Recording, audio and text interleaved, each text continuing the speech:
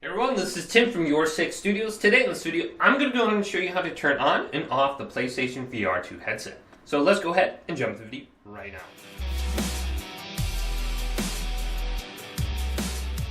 So if you turn over your headset and you look on the bottom, there is a power indication button right here.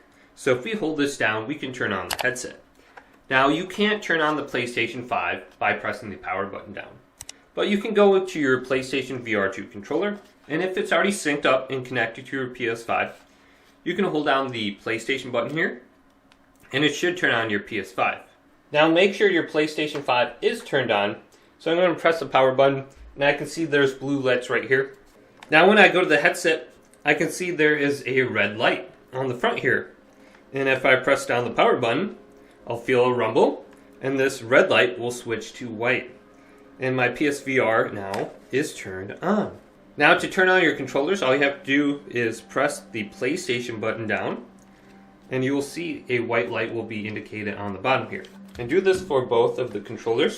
So let's do the left one now, and this one is turned on also. Now to simply turn this off, just press the power button again, and hold this down, and it will rumble and it will turn off, and this light on the front will turn back to like red or orange.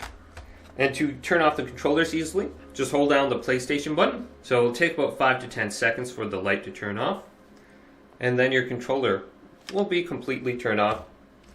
And do it for both controllers now. So hopefully this video did indeed help you guys out. If it did, leave it a big thumbs up and subscribe to my channel down below for more tech help videos coming up next on YourSixStudios.